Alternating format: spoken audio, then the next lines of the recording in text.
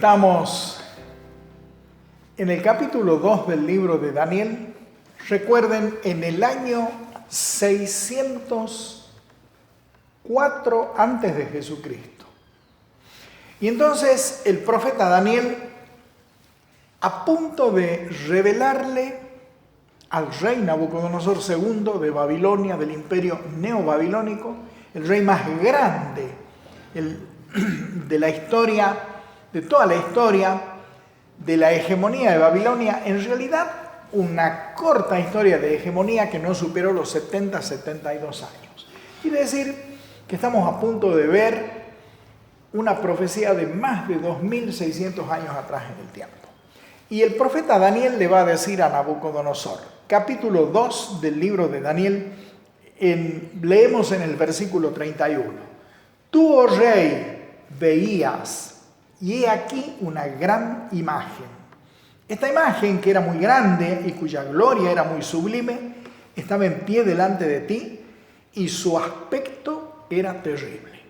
Digamos, como una especie de presentación, él ya le había dicho, a ti te vinieron, dice, estabas una noche en tu cama, no podías conciliar el sueño, te vinieron pensamientos por lo que habría de ocurrir en el porvenir o en lo porvenir, en el futuro, como pensar qué sería después que pase tu época, que tú ya no estés, qué pasaría con esta gran Babilonia que habías construido. Entonces, y el que revela los misterios, Dios, te mostró lo que ha de ser. Eso le había dicho previamente en esa introducción Daniel al rey Nabucodonosor. Este misterio que ni sabios, ni magos, ni astrólogos, ni ninguna de todas estas personas que dicen adivinar sueños, que dicen dar interpretación a los sueños, nadie lo puede revelar. Nadie puede revelar los sueños. Salvo, dice, el único que lo puede revelar es aquel Dios que está en los cielos, el Dios a quien yo sirvo. Él te ha dado a conocer el futuro, aquella preocupación, aquella inquietud que tú tenías. Y a mí me ha sido revelado el significado de este misterio, no porque yo sea un hombre que me pueda considerar más sabio que el resto, no, simplemente sirvo a Dios y el plan de Dios es que yo venga y te dé a conocer su interpretación. Entonces, en ese sueño tú veías una gran imagen, algo muy práctico, digamos, a los efectos de cómo era la gente en la antigua Babilonia, porque adoraban muchísimos dioses, diosas, lo hacían a través de imágenes. Bueno, las religiones del paganismo siempre han sido así. Adorar a través de representar a sus dioses y diosas con imágenes. ¿Saben? No pretende el Señor de los cielos, el Dios de la Biblia, no pretende que cada uno de nosotros vayamos a Él a comprenderlo desde donde Él está. Sabe que no podemos hacerlo. Pero ¿qué hace en cambio? Vino, como vino Jesucristo, vino a buscarnos, vino a darnos un mensaje, vino con el objetivo de salvarnos. O sea, que es Dios quien toma la iniciativa. De manera que ustedes ven acá, bueno, en ese ir del Señor a buscarlo, ¿qué elementos utilizó? Bueno, una gran imagen. Eso lo va a impactar justamente al rey en ese sueño que ha tenido. La manera de atraerlo era en su propio terreno. Un reino donde la idolatría era amplia, donde tenían digamos, en muy alta consideración a guerreros. Bueno, qué mejor que mostrarle al Señor una gran imagen. Pero en esa gran imagen que le dice muy grande, de gloria sublime y aspecto terrible. Pero acá le va a describir por parte qué es lo que él había visto en esa imagen. Y le dice, versículo 32. La cabeza de esta imagen era de oro fino, su pecho y sus brazos de plata, su vientre y sus muslos de bronce, sus piernas de hierro, sus pies en parte de hierro y en parte de barro cocido.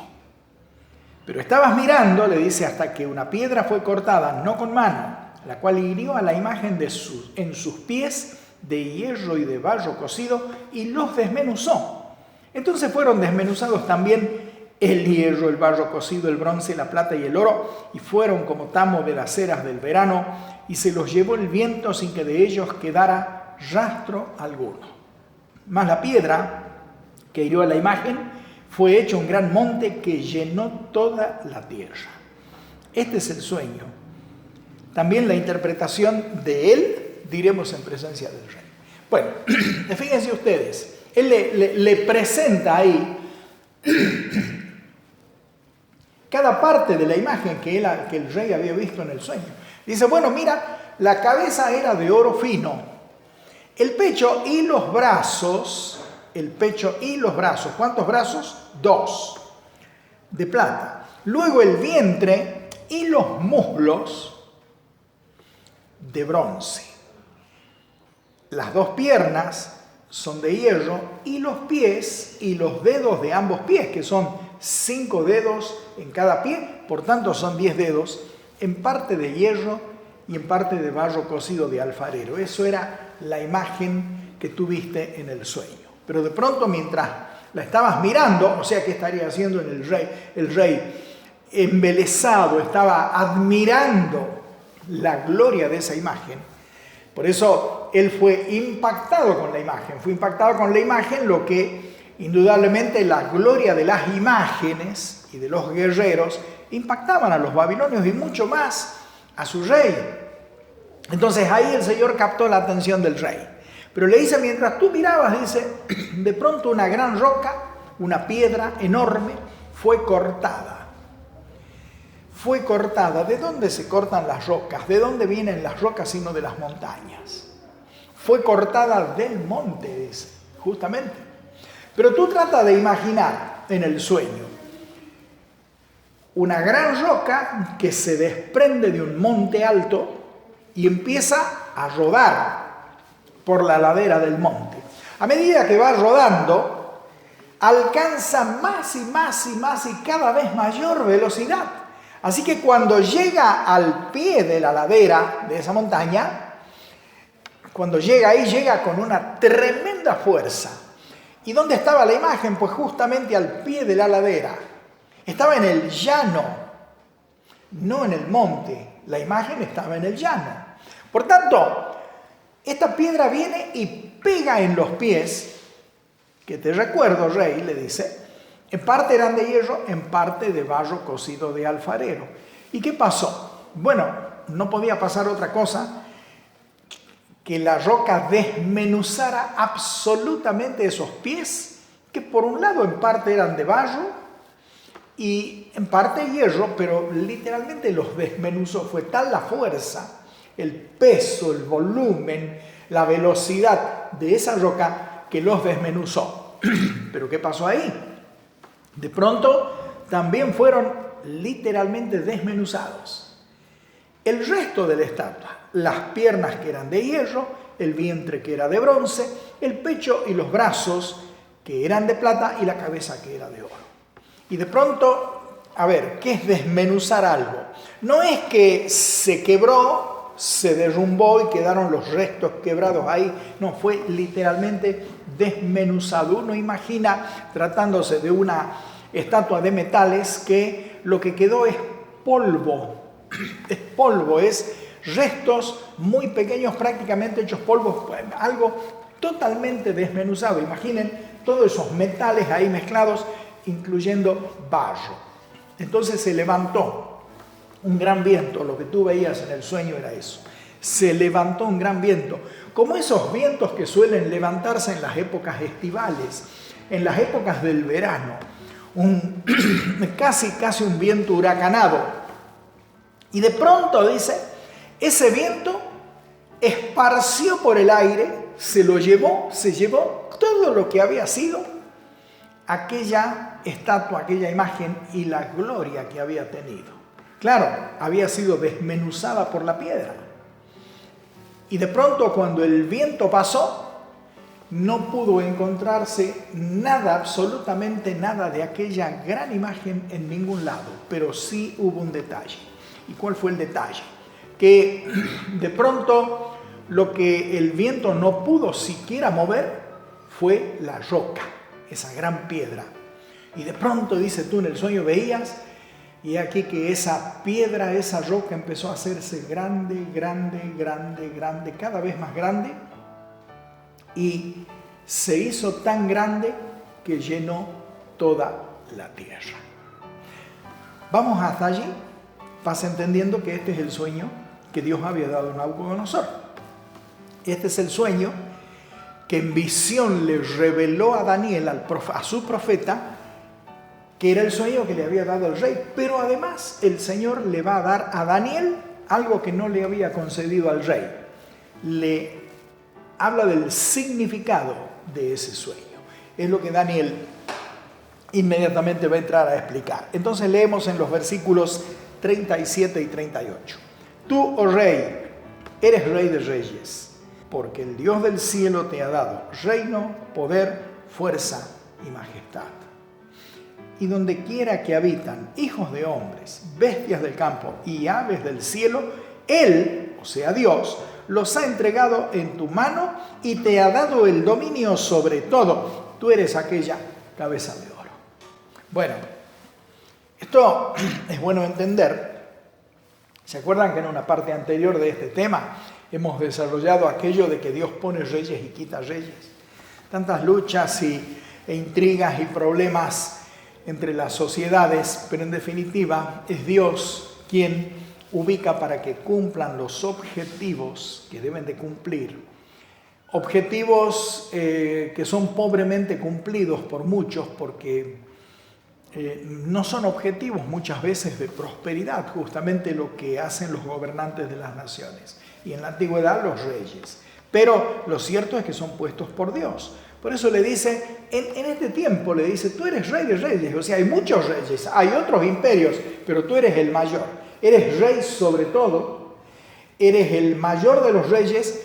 Por tanto, nosotros ya deducimos que su imperio era el imperio dominante. ¿Y por qué esto? Porque es el Dios del cielo quien te dio. Te dio el reino, te dio poder, te dio fuerza, te dio gloria, te dio majestad. De manera que dominas absolutamente. ¿Rey de dónde era Nabucodonosor? Pues de Babilonia. Entonces, aquí está la punta del ovillo de esta profecía. La cabeza de oro, el primer imperio de la profecía apocalíptica, está descrito acá, en este pasaje de Daniel capítulo 2, versículos 37 y 38. Babilonia, que reinó por un corto lapso en realidad, relativamente corto comparado con los que habrían de venir, fue un imperio que dominó el mundo antiguo conocido entre el 606 y el 538 antes de Jesucristo.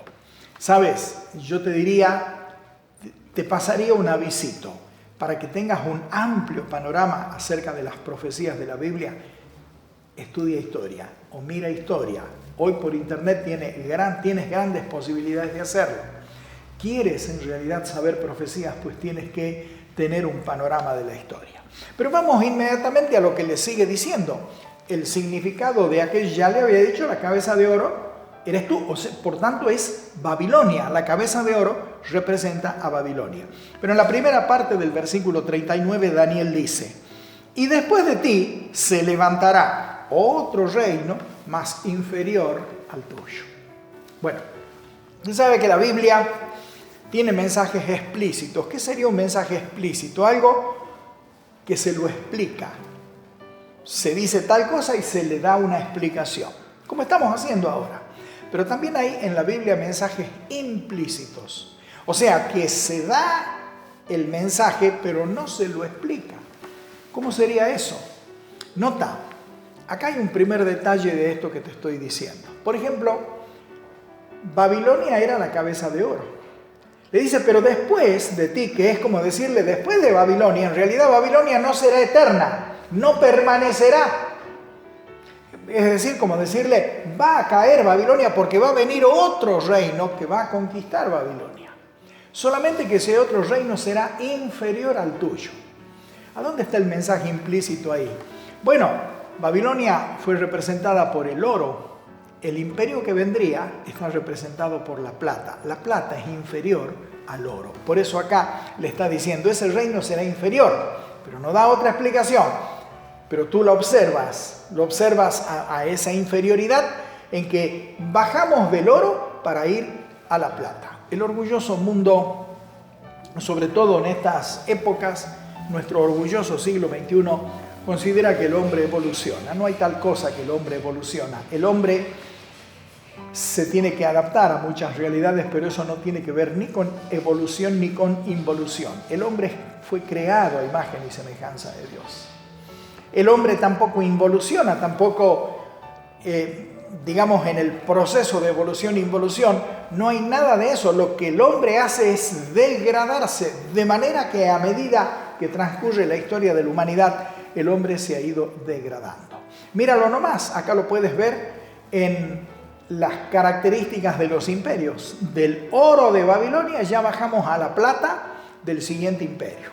Pero el siguiente imperio dice pecho y brazos de plata. Los brazos eran dos. Ahí hay otro mensaje implícito que no está explicado, pero está. ¿Y cuál es el imperio que conquistó Babilonia? Fue un imperio formado por dos pueblos. El imperio medo-persa. Los medos y los persas. Media y Persia. Dos brazos en ese imperio.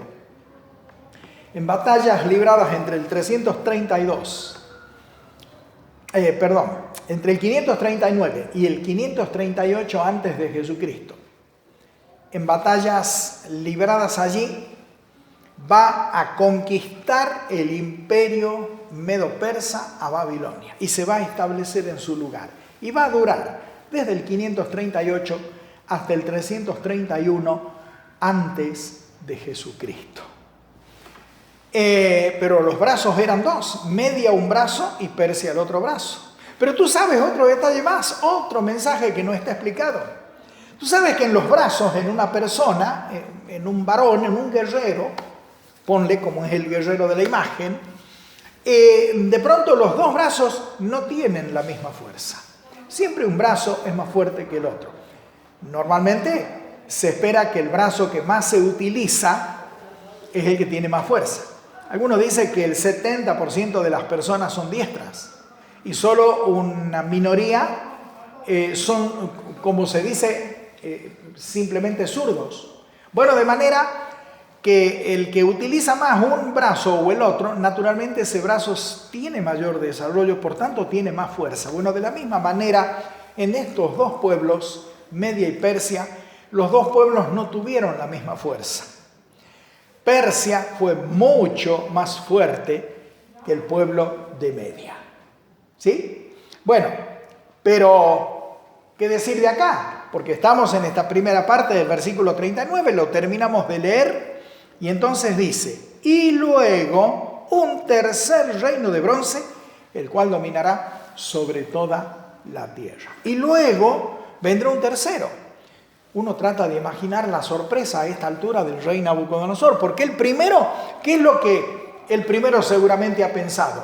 Él esperaría que Babilonia permaneciera para siempre. Bueno, ya le acababan de decir que no iba a permanecer para siempre, que iba a venir otro que lo iba a reemplazar.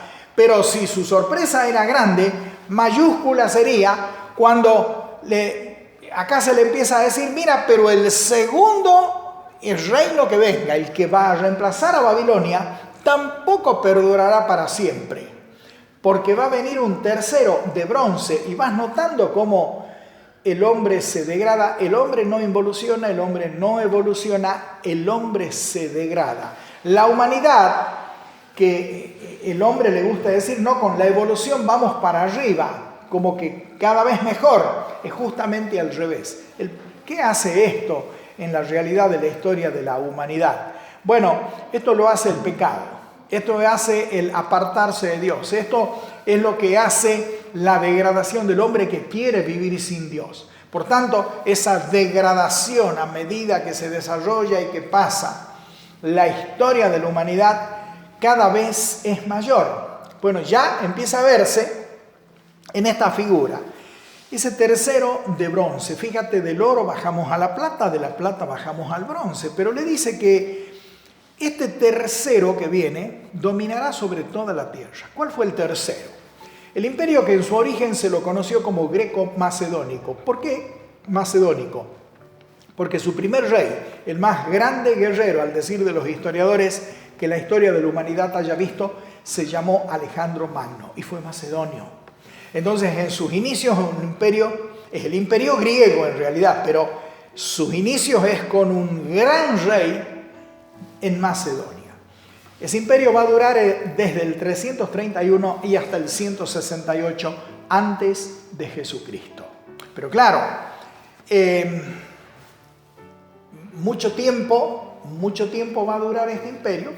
Y fíjate cómo es que dominaría sobre toda la tierra. Si bien es cierto que en su tiempo dominó no solo el mundo antiguo conocido, sino que la extensión fue desde la Grecia europea hasta los límites más orientales en la India, en el Asia, en el lejano oriente.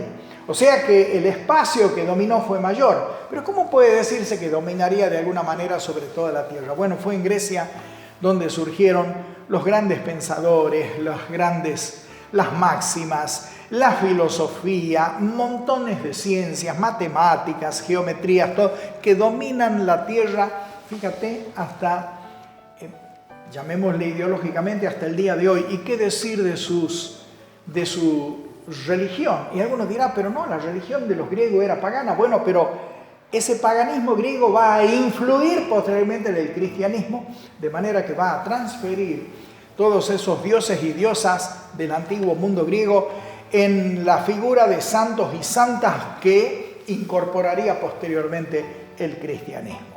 Y le dice, y el cuarto reino será fuerte como hierro, y como el hierro desmenuza y rompe todas las cosas, desmenuzará y quebrantará todo. Bueno, el cuarto, las piernas de hierro. Fíjate, ¿el hierro es el metal más duro? No. ¿Es metal que es destructivo? Sí. ¿Y por qué si no es el más duro? Porque justamente tiene una flexibilidad suficiente para que si tú tomas una barra de hierro, lo que golpeas, lo que pegas, destruyes.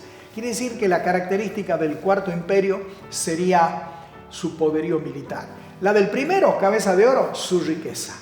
La del segundo, que tuvo que ver con la plata, su crueldad. La del tercero, el bronce de Grecia, con la ciencia, las artes.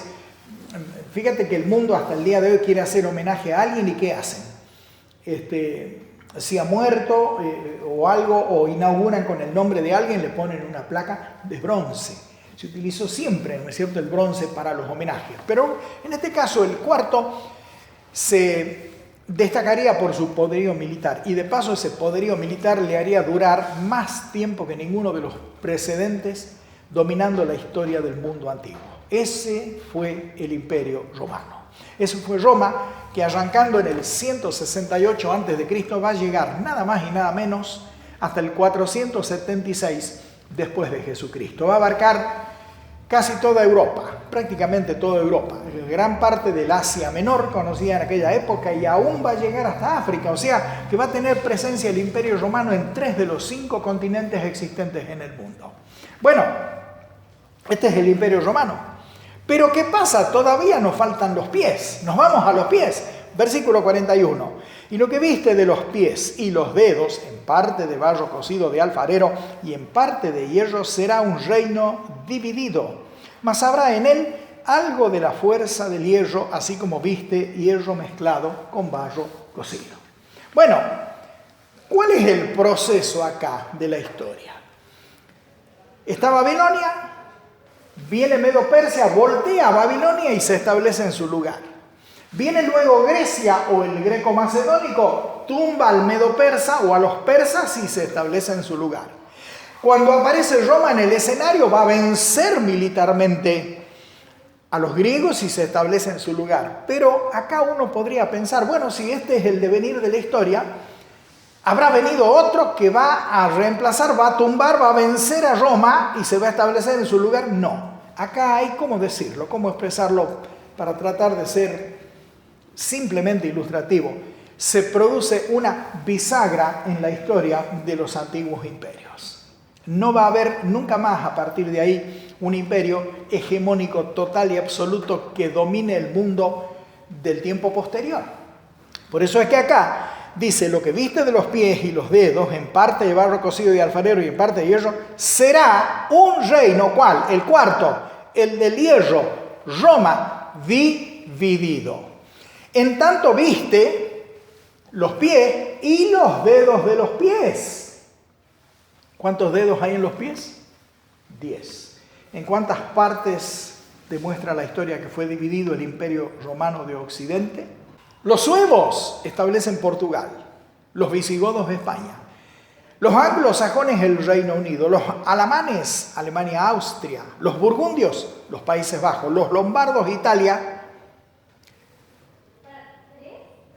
los francos, se me estaba escapando los francos, Francia naturalmente, y los vándalos, érulos y ostrogodos van a distribuirse en parte de la península itálica, incluso bien al sur, pero van a desaparecer de la historia por un tema que no se ve en esta profecía. Pero simplemente el cuarto imperio, el imperio romano, fue dividido. No cayó para dar lugar a otros, sino que fue dividido para formar nada más y nada menos que las naciones de la Europa occidental que llegan hasta nuestros días. Estamos hablando del año 2021 después de Jesucristo, cuando estamos nosotros ahora. Bueno, pero vamos rápidamente al 42, donde se nos dice, y por ser los dedos de los pies en parte de hierro y en parte de barro cocido, el reino será en parte fuerte y en parte frágil. Bueno, no tienes nada más que observar esa división del Imperio Romano. Alemania, fuerte. Reino Unido, fuerte. Francia, fuerte. No lo puedes decir a mí así lo mismo de Austria, de Países Bajos, de quizá la misma Italia, España, Portugal, son de menor fuerza. En parte, en lugares fuertes, poderosos, y en parte débiles. En parte fuerte y en parte débiles. Pero bueno, nos vamos al versículo 43. Así como viste el hierro mezclado con barro, se mezclarán por medio de alianzas humanas, pero no se unirán el uno con el otro, como el hierro no se mezcla con el barro. O sea que se harían muchísimos intentos para reunificar esos restos divididos del Imperio Romano. Más todavía, el Imperio Romano dividido se extendería al resto del mundo, porque si tú, por ejemplo, miras Latinoamérica, o miras América, no Latinoamérica, sino miras América, ¿quiénes sino los portugueses conquistaron el Brasil? ¿Quiénes sino los españoles? Prácticamente toda Latinoamérica. Tienes los austríacos y los franceses introduciéndose en México. Tienes irlandeses, ingleses, Reino Unido en definitiva en los Estados Unidos. Si te vas al Canadá, a los ingleses tienes que sumar los franceses. Si cruzas para otro lado del mundo, te cruzas el Mediterráneo nomás a Egipto, ahí fueron los italianos. Si te vas al África, tienes en Angola portugueses. En el Asia, por ejemplo, para hablar de países grandes, si te vas a la China, a la India, a Pakistán, ¿quiénes sino los anglosajones, los ingleses, estuvieron allí? Vayamos al último continente, al otro continente que nos queda, Oceanía, fueron los ingleses. O sea, que el Imperio Romano, dividido por estas naciones que existen hasta el día de hoy, se va a extender al mundo. Se harían muchísimos intentos por reunificar esos restos dispersos del Imperio Romano.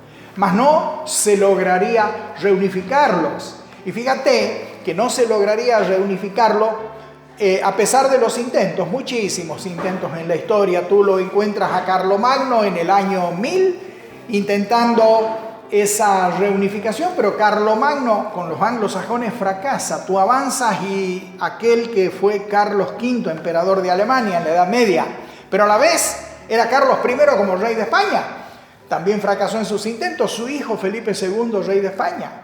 Avancemos un poco más, estoy hablando de los intentos más importantes porque hubo otros.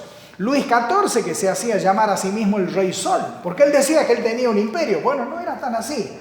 ¿Y por qué decía Rey Sol? Porque si usted está en una punta de mi imperio, decía él, está saliendo el sol y en la otra punta es de noche, se está poniendo el sol. Bueno, no era tan así, está un poco exagerado, pero él intentó, gobernando más de 70 años Francia, reunificar los restos del Imperio Romano. Vengamos más a tiempos más modernos.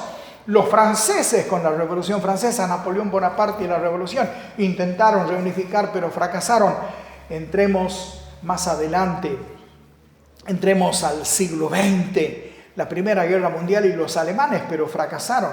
¿Qué decir de Adolfo Hitler en una Segunda Guerra Mundial y los alemanes? ¿Qué decir de los años 60 hasta los 80, la Comunidad Económica Europea? Un intento diferente. Alianzas humanas ya no de casamientos de casas de príncipes y princesas de casas reinantes o acuerdos militares o coaliciones militares, sino en este caso acuerdos de tipo económico. ¿Qué decir desde los 80 en adelante la Unión Europea? ¿Y qué decir de este intento que está en boga y que va y que avanza, que se intenta ahora unir bajo una sola bandera, una supuesta bandera de una sola fe cristiana?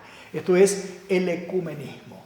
Bueno, te maravilla todo esto, pero si te ha maravillado esta profecía impresionante, agárrate, afírmate bien en el respaldar de tu silla o de tu sillón si estás sentado viendo esto, porque esto es más sorpresivo lo que vamos a leer en el final del tema de hoy. Versículo 44. Y en los días de estos reyes, ¿en los días de quiénes? De España, de Francia, de Inglaterra, de Alemania, de Italia, de Portugal. ¿Que son familiares? Sí, porque existen hoy. Que extendieron su influencia al mundo, que en su tiempo conquistaron el mundo, que después esos países se independizaron, pero la influencia de los tales quedó ahí. En los días del Imperio Romano dividido que abarca el mundo, ¿qué dice acá? El Dios del cielo levantará un reino que no será jamás destruido, ni será el reino dejado a otro pueblo. Desmenuzará y consumirá todos estos reinos, pero Él permanecerá para siempre. Claro, en los días de estos reyes. ¿Y de qué manera? Porque la pregunta es ¿de qué manera? Versículo 45. Y dice allí, de la manera que viste que del monte, ¿de dónde? Del monte fue cortada, ¿qué cosa? Una piedra, no con mano, la cual desmenuzó el hierro, el bronce, el barro, la plata y el oro. El gran Dios ha mostrado al rey lo que ha de acontecer en el futuro, en lo porvenir. Y fíjate, paremos ahí un poquito, porque nos restan dos detalles, los detalles más impactantes a mi modo de ver, por lo menos, de esta profecía. Dice, del monte, ¿de qué manera ocurrió esto? De la manera que viste que del monte fue cortada una roca, una piedra, un canto rodado del monte. Y, o sea que, ¿qué tenemos que desentrañar? Tenemos que saber de qué monte, cuál es ese monte. Y esto te va a resultar familiar porque hasta se le ha puesto música y se lo canta. El rey David escribía 1000 años antes de Cristo. ¿De dónde viene la ayuda para la humanidad? Entonces en el Salmo 121 dice, alzaré mis ojos a los montes. Y se hace esta pregunta, ¿de dónde vendrá mi socorro? Mi socorro viene del Señor, creador del cielo y de la tierra. ¿De qué monte es cortada esta roca? Del monte de Dios. De ahí viene esta piedra. O sea, Dios intervendrá en los asuntos humanos. Dios no ha dejado la humanidad sin destino. Sí deja que se desarrolle este tenebroso plan que el hombre eligió, que es el del pecado.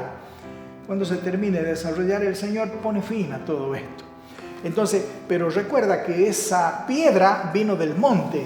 ¿Y quién es esa piedra? ¿Quién es esa piedra? Entonces fíjate que en el libro Primera a los Corintios, capítulo 10, allí el apóstol San Pablo nos dice algo más que interesante. Primera a los Corintios, en el capítulo 10, él dice en el versículo 4.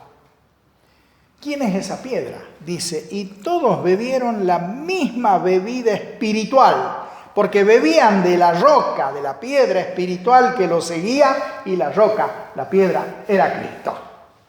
Pero claro, quizá tú digas, pero yo escuché que la piedra es el Papa, y que el primer Papa, la primera piedra, fue el apóstol San Pedro. Bueno, mira, para no entrar en discusiones estériles que a nada conducen, le preguntemos al mismo apóstol Pedro si la piedra es Él o si la piedra es Jesucristo.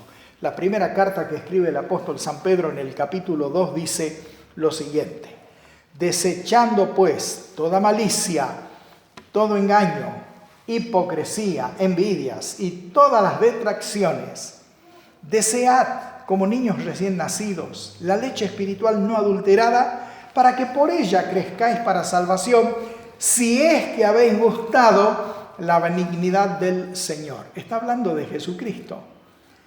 Y dice de Jesucristo, acercándoos a Él, y miren cómo le llama: piedra viva, desechada ciertamente por los hombres, mas para Dios escogida y preciosa. Entonces, con esta advertencia, el apóstol Pedro nos dice: desechen toda malicia. Hay mucha malicia, hay engaños, hay dobles mensajes, hipocresías, doble cara, hay envidias, detracciones, discusiones, que esto, aquello, es una confusión total, es una Babel. Desechen todo eso, vayan a la leche espiritual que no está aguada, no está mezclada con agua. ¿Y cuál es? Sino la palabra de Dios. Y la palabra de Dios, el mismo apóstol San Pedro nos dice que Jesucristo es la piedra. ¿Qué está diciendo eso? Jesucristo viene pronto. Jesucristo va a poner fin a esta tragedia de la humanidad, fin a los reinos de este mundo, y con ello todo se irá y no habrá de este mundo más memoria. Él levantará un reino que será eterno. Como terminó ante el rey Nabucodonosor Daniel, diciéndole en el versículo siguiente: Rey, y el sueño, capítulo 2, versículo 45, y el sueño es verdadero y fiel su interpretación. Yo te digo hoy, más de 2600 años después, juzga tú que estás estudiando, que estás viendo, que estás escuchando, juzga tú si este sueño no es pues absolutamente verdadero. Así que te quiero decir, prepárate, y cuando te prepares y que sea pronto, toma decisiones, prepárate ya, para que cuando Cristo venga te encuentre preparado. No pensando en tengo que prepararme, sino debes estar preparado. Viene Cristo y tienes que ser uno de los ciudadanos de ese mundo que será eterno, que no será dominado por el hombre, que ninguna injusticia ni dolor habrá en él, será un reino eterno. El Señor lo bendiga. Cristo vuelve.